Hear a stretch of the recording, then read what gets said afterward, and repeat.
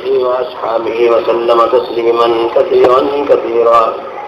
أما بعد فأعوذ بالله من الشيطان الرجيم. بسم الله الرحمن الرحيم. وما كان عطاء ربك محظورا. صدق الله مولانا العظيم.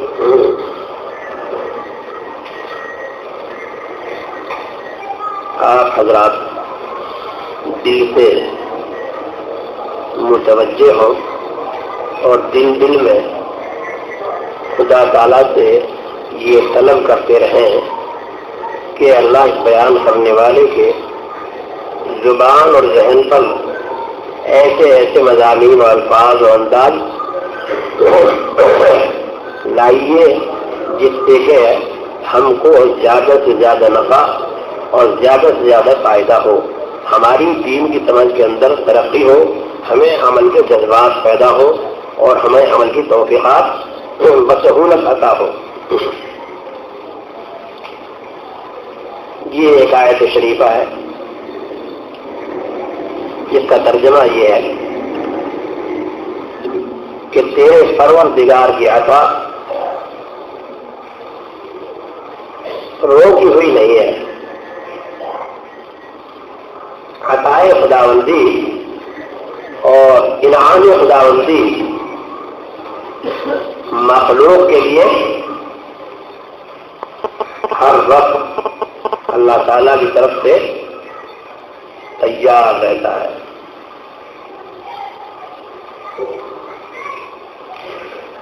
عطا جو کچھ بھی دنیاوی عطائیں ہیں اور جو کچھ دنیاوی نعمتیں ہیں،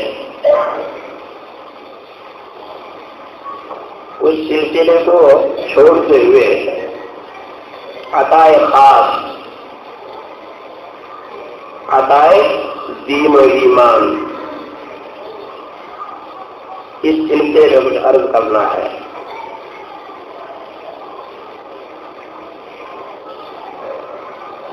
میری مثال اس وقت ایسی سمجھیے جیسے حضرت خواجہ صاحب رحمۃ اللہ علیہ بیان فرماتے ہیں. وہ فرماتے ہیں نقل ارشادات مرشد میں کنم، نقل ارشادات مرشد میں کنم، آج مردم میں کند بوزینا ہم.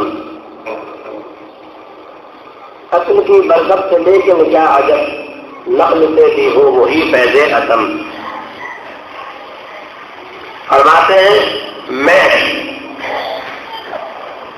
مرشد کے، شیخ کے، پیر کے، رہنما اور رہبر کے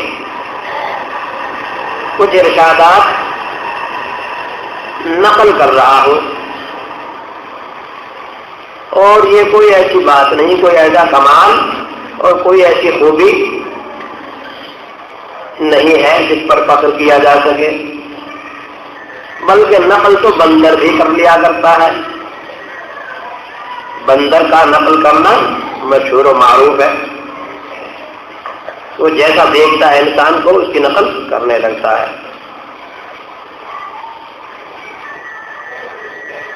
سوال پیدا ہوا، جب آپ نقل کریں گے تو نقل نقلی ہوتی ہے، اصل اصلی ہوتا ہے.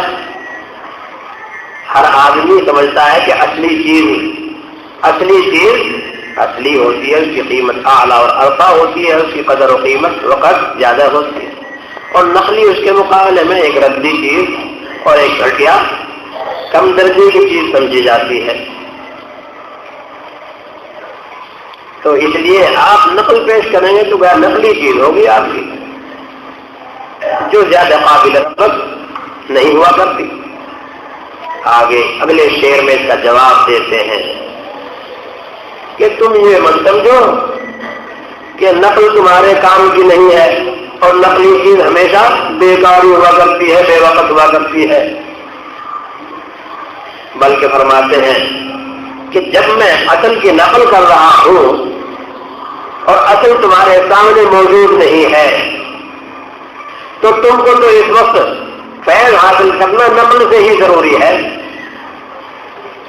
فرماتے ہیں اصل کی برکت سے لیکن کیا عجب، نقل سے بھی ہو وہی فیض اعظم.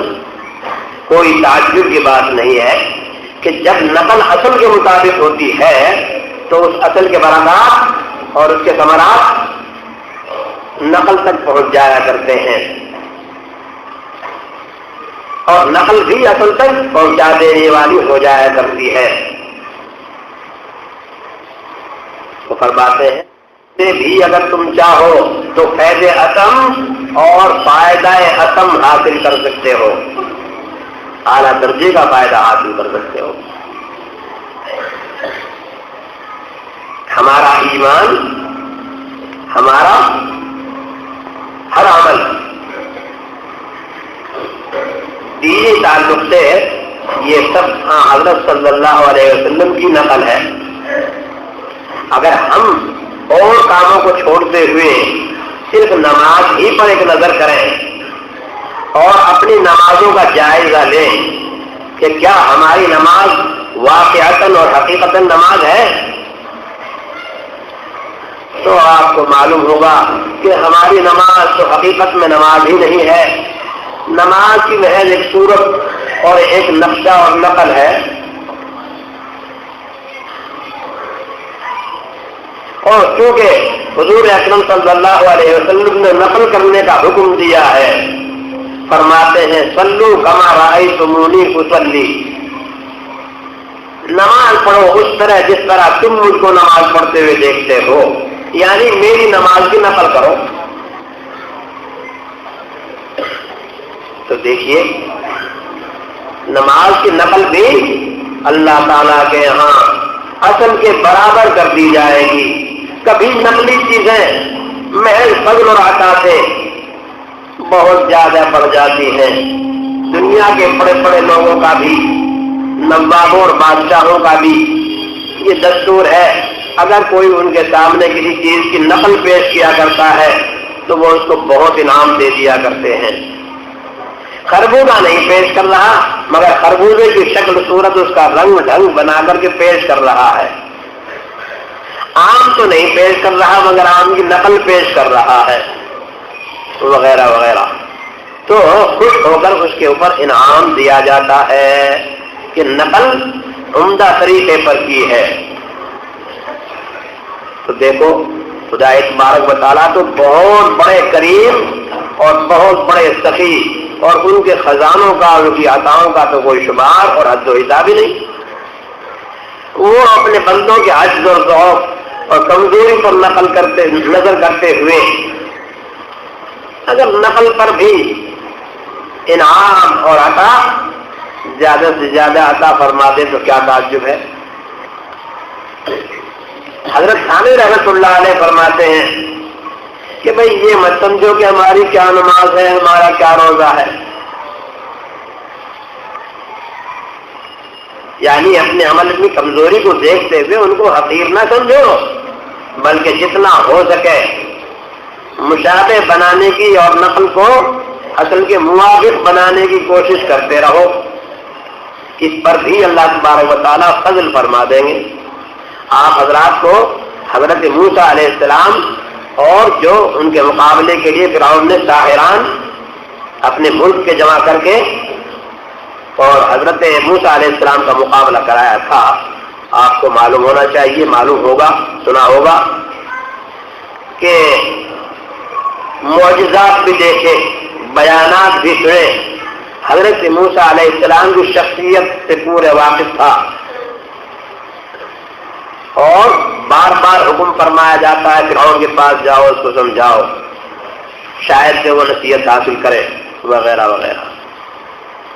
خصوصیت کے ساتھ فرعون کو سمجھانے کے لیے اور اس کی تبلیغ و تعلیم کے لیے بھیجا جا رہا ہے. مگر یہ سب کچھ ہونے کے بعد جادوگروں کو تو ایمان لانے کی توفیق ہو جاتی ہے، مگر فرعون کو پھر بھی توفیق نہیں ہوئی. حضرت موسیٰ علیہ السلام نے اللہ تعالیٰ کی جناب میں عرض کیا، اے اللہ یہ کیا حکمت ہے، یہ کیا راز اور کیا بھید ہے کہ جس کے لیے مجھ کو بالقصد بھیجا گیا اور اس کو سمجھانے کا اہتمام اور ارادہ کیا گیا اور کوششیں کی، معجزے بھی طرح طرح کے دیکھے اس نے کو دکھلائے گئے. اس کو تو ایمان نصیب نہیں ہوا، اور جو میرے مقابلے کے لیے آئے تھے ان کو ایمان نصیب ہو گیا۔ فرمایا کہ موسیٰ تم نے ظاہر صرف اتنی بات پر نظر کی، یہ بھی تو دیکھو کہ انہوں نے ادب اختیار کیا تھا۔ ان کو یہ احتمال ہوا کہ جب یہ دعویٰ نبوت کا کر رہے ہیں، ہو سکتا ہے کہ واقعی میں نبی ہوں۔ اگر واقعی میں نبی ہوئے اور ہم ان کا مقابلہ کر رہے ہیں تو خدا کا قہر و غضب ہمارے اوپر نازل ہوگا۔ اس لیے کم سے کم ان جیسی صورت، ان جیسا لباس، ان کے لباس کی نقل تو کر لو۔ شاید ہے اس نقل اور اس مشابہت کی وجہ سے ہی خدا تبارک و تعالیٰ کو ہم پر رحم آ جائے۔ فرمایا کیونکہ تم ہمارے محبوب ہو، ہمارے پیارے ہو، تو ہمارے پیارے کا جو لباس اختیار کرے، اس کے لباس کی جو نقل و مشابہت اختیار کرے، ہماری غیرت کو یہ تقاضا نہیں، غیرت کا یہ تقاضا نہیں ہے کہ ہم اس کو محروم کر دیں۔ دیکھو ادب اختیار کیا، مشابہت اختیار کی۔ لباس کو لوگ سمجھتے ہیں، لباس کو لوگ سمجھتے ہیں کہ لباس کی مشابہت میں کیا رکھا ہے۔ اس سے آپ کو پتہ چل گیا کہ لباس کی مشابہت میں کیا رکھا ہے۔ اور کسی آدمی کا لباس، اس کی مشابہت اختیار جب ہی کیا جاتا ہے جبکہ اس دل میں اس کی کچھ کسی درجے محبت ہو، عظمت ہو۔ جس چیز کی ہمارے دل میں عظمت اور محبت نہیں ہوگی، ہم اس کی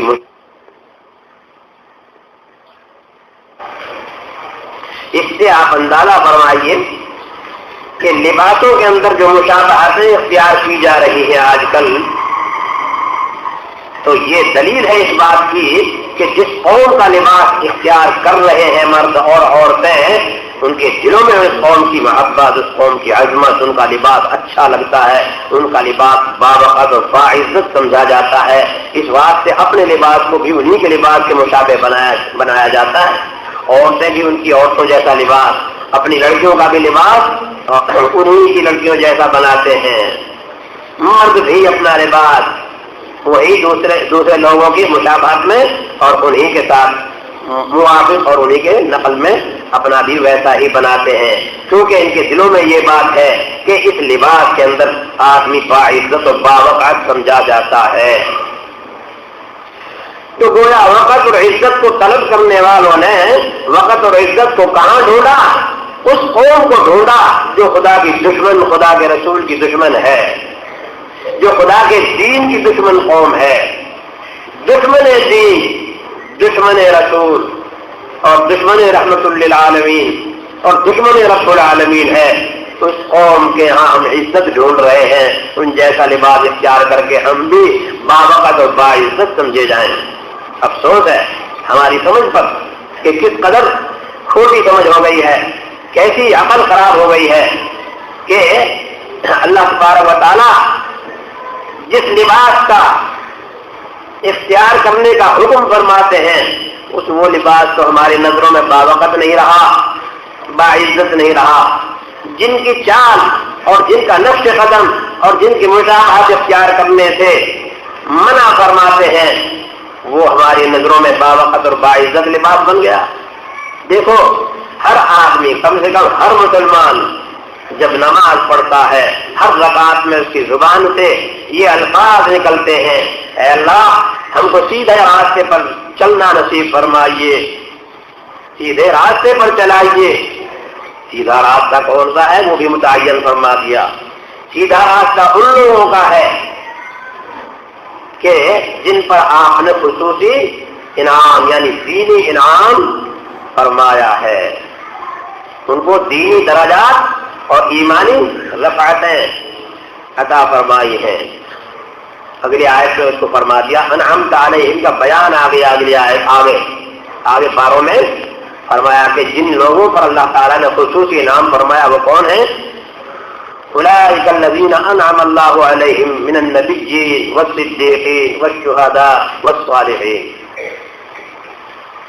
مقبولین کے طبقات اور درجات بیان فرما دیے کہ منعم علیہم جن پر خصوصی انعام ہمارا ہوا ہے وہ یہ بندے ہیں، نبیوں کی جماعت ہے، ولیوں کی جماعت ہے جن کو صدیقین کہا جاتا ہے۔ تو انبیاء اور اولیاء، اور اس کے بعد میں شہداء اور صالحین۔ شہداء میں خاص صفت یہ ظاہر ہوتی ہے کہ وہ خدا تعالیٰ کی مرضی کے لیے اپنی جان تک کو قربان کر دیتے ہیں، کسی اور دوسری خواہش اور چاہت کو جو اس سے ادنا درجے کی ہے اس کو تو بطری تو اولا قربان کریں گے، انہوں نے تو آخری چیز جو نہایت اہم ترین ہے جان ہی کو خدا کی راہ میں قربان کر دیا، تو وہ اونچا مقام اور مرتبہ رکھتے ہیں۔ صالحین جو لوگ کہ ان لوگوں کے نقش قدم پر چلتے ہیں، صلحاء کا لباس اختیار کرتے ہیں، صلحاء کا نیک لوگوں کا، اعمال صالحہ اختیار کرنے والوں کا، اعمال شریعت اعمال سنت اختیار کرنے والوں کا نقش قدم جو اختیار کرتے ہیں، یہ لوگ صالحین کہلاتے ہیں۔ فرمایا کہ صالحین جو ہیں یہ بھی منعم علیہم ہیں، ان کو بھی توفیق ہوئی ہے مقبولین، اعلیٰ درجے کے مقبولین کے نقش قدم پر چلنے کی، اس لیے یہ بھی کچھ کم درجہ اور کم مرتبہ نہیں ہے۔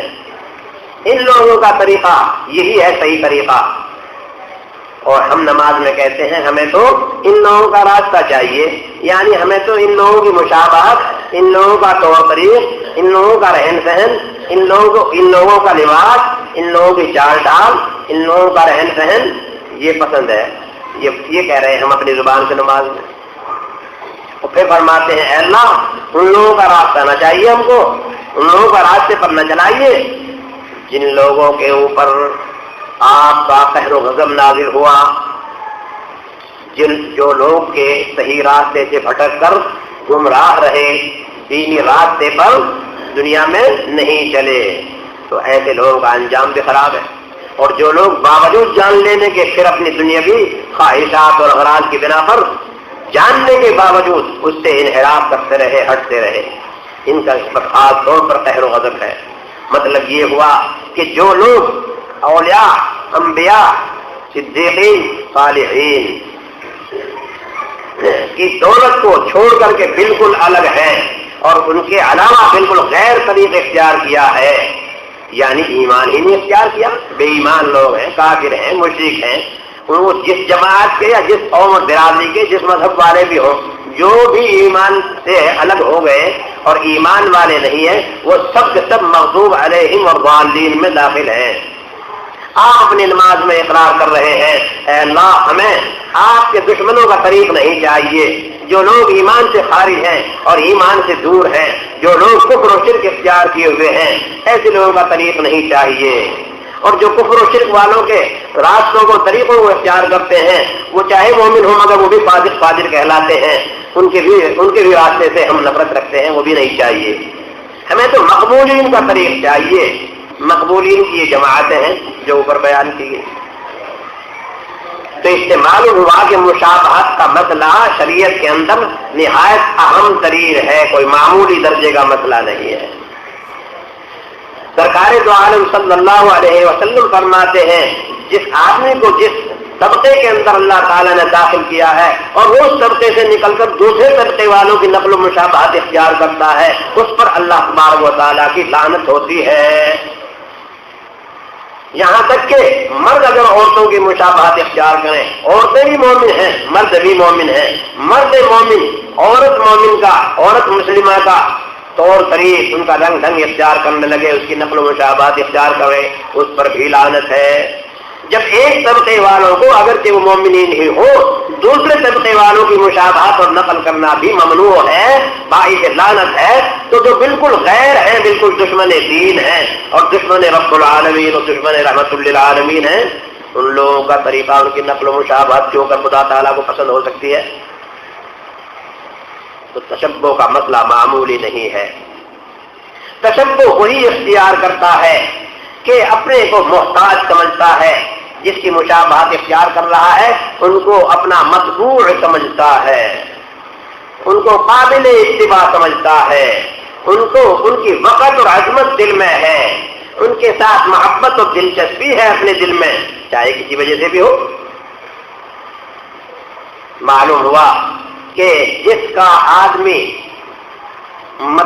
تابع ہوتا ہے اور جس کی چال ڈھال اور نقل اختیار کرتا ہے اس کے سامنے اپنے آپ کو چھوٹا کر کے پیش کرتا ہے. بس یہ بڑے کے سامنے چھوٹا بن جانا یہ دو طرح کا ہے. اگر وہ دنیاوی اعتبار سے بڑا ہے اور دینی اعتبار سے گرا ہوا ہے تو وہ اس لائق نہیں ہے کہ اس کا اتباع کیا جائے. اگر خدا کے نزدیک وہ ذلیل ہے، خدا کے نزدیک مردود ہے، ملعون ہے، خدا کی اس پر رحمتیں نہیں ہیں، اس پر برکتیں نہیں آتی، اس پر تو خدا کی لعنتیں آتی ہیں، خدا کی نحوستیں آتی ہیں. تو جو لوگ ان لوگوں کی مشابہت اختیار کریں گے گویا اپنا کنیکشن کون سے پاور ہاؤس سے ملایا؟ اس پاور ہاؤس سے ملایا جس پر خدا کی رحمتیں برکتیں نہیں آتی، جس پر خدا کا قہر آتا ہے، غضب آتا ہے، لعنت آتی ہے، نحوست آتی ہے، ادبار آتا ہے. اس سے کنیکشن ملایا. جب ایسوں سے کنیکشن ملایا تو اب کنیکشن ملانے والے کی طرف کیا چیز سپلائی ہوگی؟ بولو. جہاں سے کنیکشن ملا ہے وہ جو چیز وہاں ہے وہی وہاں منتقل ہوگی. اس لیے اللہ تبارک و تعالیٰ نے ہر مومن کو کہا تم ہم سے یہ طلب کرو، ہم سے یہ مانگو. کیا مطلب؟ تمہارے دل میں اس چیز کی عظمت ہونی چاہیے، تمہارے دل میں اس چیز کی رغبت ہونی چاہیے اور اس کے برخلاف چیز سے تمہارے دل میں نفرت ہونی چاہیے. تو جو لوگ طریق اختیار کرتے ہیں مقبولین کا، وہ اپنے اونچے اپنے اوپر والوں کو اپنے سے معظم سمجھتے ہیں، اپنے سے باعزت اور باوقت سمجھتے ہیں اور اپنے آپ کو ان کا محتاج سمجھتے ہیں اور اپنے آپ کو ان کا ساتھ اور ماتحت بناتے ہیں. یہ ایک چیز ایسی ہے، اس کو تواضع بھی کہتے ہیں، اس کو ادب بھی کہتے ہیں. تواضع اور ادب جو اختیار کیا جائے گا اس کے اوپر خدا تبارک و تعالیٰ کا فضل، خدا تعالیٰ کی رحمت ہے. مگر کہاں تواضع اور ادب اختیار ہوگا یہ بھی آپ کو معلوم ہو چکا. جو خدا کے دشمن ہیں ان کے سامنے جھکنا، ان کے سامنے اپنے کو پست کرنا، ذلیل کرنا، یہ خدا کو ہرگز پسند نہیں ہے. اس لیے وہ تو اپنے آپ کو ذلیل کرنا ہے. فیض حاصل ہونے کا، برکتیں حاصل ہونے کا اور رحمتوں کے آنے کا وہ کوئی راستہ نہیں ہے. تو ادب اختیار کرو، ادب، تواضع اختیار کرو. اس پر خدا تعالیٰ کی رحمتیں آتی ہیں، اس پر خدا تعالیٰ کا فضل آتا ہے، خدا تعالیٰ کا انعام آتا ہے. دیکھو سب لوگ، ہم سب کے سب جیسے اللہ تعالیٰ سے محبت رکھتے ہیں، اللہ تعالیٰ کی عظمت ہمارے دلوں میں ہے.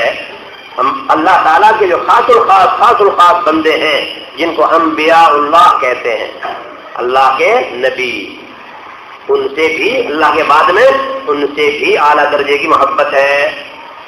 اور جو انبیاء کے طریق پر چلتے ہیں جن کو ہم اولیاء کہتے ہیں، تو اولیاء بھی چونکہ نبیوں کے نقش قدم کو اختیار کرتے ہیں اس واسطے ہمیں ان سے بھی محبت ہے، ان کی بھی ہمارے دلوں میں عظمت ہے. لیکن اتنی بات یاد رہے کہ نبوت کا دروازہ تو بند ہو گیا، نبوت کا سلسلہ تو ختم ہو گیا، مگر ولایت کا سلسلہ ختم نہیں ہوا. حضرت تھانوی رحمۃ اللہ علیہ نے فرمایا نبوت کا سلسلہ ختم ہو گیا لیکن ولایت کا اور علم کا سلسلہ ختم نہیں ہوا. جو صحیح اصولوں سے اور صحیح طریقوں سے اور آداب کے ساتھ حاصل کرنا چاہے گا اس کو اللہ تبارک و تعالیٰ عطا فرمائیں گے. اس آیت کا جو آپ کے سامنے تلاوت کی گئی اس کا مطلب بھی یہی ہے. حضرت تھانوی رحمۃ اللہ علیہ نے ایسے ہی موقع پر اس کو تلاوت فرمایا تھا اور فرمایا تھا ہر مومن کے اندر ولی ہونے کی صلاحیت موجود ہے، ہر مومن میں صلاحیت موجود ہے. جو بھی چاہے کہ وہ ولی بن جائے ولی بن سکتا ہے. ولی کا راستہ اس کے سامنے واضح اور صاف ہے. بس اتنی سی بات ہے، جب کوئی دل میں چاہت پیدا ہوا کرے کسی چیز کی اور جب کسی دل میں کسی چیز کی طرف میلان رجحان ہوا کرے تو ایک دم اس کی طرف نہ چل دیا کرو بلکہ اس کو ذرا تھوڑا کنٹرول کر لیا کرو. یہ سوچ لیا کرو کہ شریعت اس کی اجازت دیتی ہے یا نہیں، یہ جو میں کام کرنا چاہتا ہوں یہ شریعت کے موافق ہے اور یہ سنت کے موافق ہے یا نہیں. بس اگر شریعت کے موافق ہے تو شریعت کی اتباع میں کر ڈالو، کہہ ڈالو، اور سنت کے مطابق ہے تو اعلیٰ درجے کا شریعت کا طریقہ یہی ہے جو سنت کے مطابق ہو، تو اس کو اختیار کرو، اور اگر اس کے موافق نہیں ہے تو روک لو اپنی چاہت کو، بس اپنی چاہت پر کنٹرول کر لینا، یا یوں کہیے کہ اپنی چاہت کے خلاف کرنا، اپنی طبیعت کی مخالفت کرنا، اپنے نفس کی، اپنے من کی، اپنے جی کی مخالفت کرنا، اور خدا تعالیٰ کی چاہت کو مقدم کرنا، اس کو اختیار کرتے رہنا، رسول اللہ صلی اللہ علیہ وسلم کے سنت طریقے پر خدا تعالیٰ کی مرضی حاصل کرنے کے لیے، خدا کی رضا حاصل کرنے کے لیے کوشش کرتا رہے۔ اللہ تبارک و تعالیٰ نے اختیار دیا ہے، اور اللہ تعالیٰ نے ہر ایک کو سمجھ بھی دی ہے کہ وہ اگر سمجھنا چاہے تو کھرا کھوٹا اور برا بھلا اس کو صاف نظر آ جاتا رہتا ہے۔ بہت دفعہ ایسا ہوتا ہے کہ آدمی سمجھتا تو ہے لیکن اپنی طبیعت کو اس کے تابع نہیں بناتا۔ ایک شاعر بے باک کہتا ہے، جانتا ہوں ثواب زہد و طاعت پر طبیعت ادھر آتی نہیں۔ دیکھیے، جاننے کے باوجود اپنی طبیعت کی غلامی اختیار کی۔ ایک بزرگ کہتے ہیں فی الحقیقت اگر وہ جانتا، یہ جاننا تو ایسے ہی اوپری اوپری طور پر سرسری جاننا، اور جس کو برائے نام جاننا کہتے ہیں، حقیقت اور واقع میں اگر وہ جان لیتا، جس کو دل کا شرح صدر کہتے ہیں، بس جانتے اگر ثواب زہد و طاعت تو طبیعت ادھر کیوں نہ آتی۔ اصلاح فرما دی شعر کی اصلاح فرما دی بزرگ نے۔ اسی پر ایک بات اور یاد آئی، حضرت تھانوی رحمۃ اللہ علیہ کے یہاں ایک شعر پڑھا گیا، یا آپ نے دوران بیان میں کسی کا شعر آپ کے ذہن میں آیا تو اس کی اصلاح فرمائی۔ کیا شعر آیا تھا؟ کار ساز ماں بفکر کار ماں، فارسی کے الفاظ ہے، کار ساز ماں بفکر کار ماں، فکر ماں سرکار ماں آزار ماں۔ اس میں یہ بتلایا ہم اگر فکر و پریشانی میں پڑیں تو یہ تو پریشانی ہی کی چیز ہے، اللہ تعالیٰ کی طرف نظر کرو کہ وہ ہمارے کاموں کی فکر میں رہتے ہیں،